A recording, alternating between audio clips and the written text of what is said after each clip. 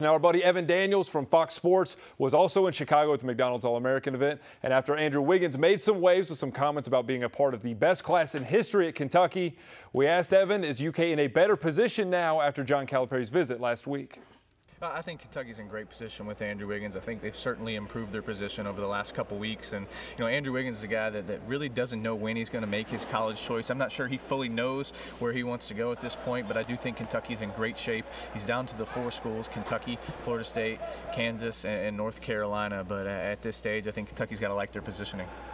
There, of course, is a lot of talk about the UK commitments working on Wiggins, his friendship developing with Julius Randle. So we also talked to Evan about how much of an impact can actually be made at these sort of events with players recruiting each other. I think there can certainly be an impact made.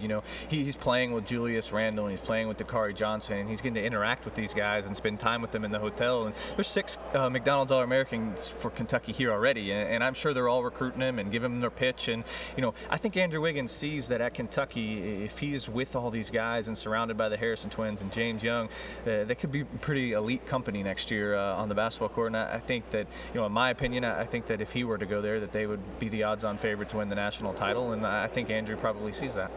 And he did mention that, of course, a lot of waves made earlier this week when Andrew Wiggins said if he came to Kentucky, they'd win the title and they would be the best team ever in college basketball. So we talked to Evan and said, is that a fair statement, and got his thoughts on that.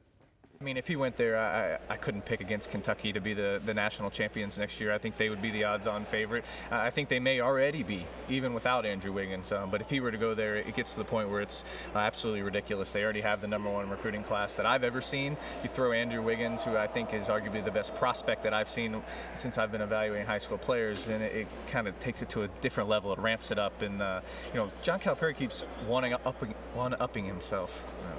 So Ryan Harrow, of course, is leaving for Georgia State, opening up some roster room. He was a former 5-star prospect and a guy that had a lot of potential, possibly as an NBA player at one time. So we asked Evan finally, what does he think about Harrow? Does he still have that potential to be an NBA player? I think Ryan Harrow can be a good player at Georgia State. I never really saw him as an NBA prospect out of the gate like some did. I think he's a good player. I think he's very talented. I think being close to home will certainly help them, and I think he can be an impact player at Georgia State for sure. All right, thank you, Evan, for that.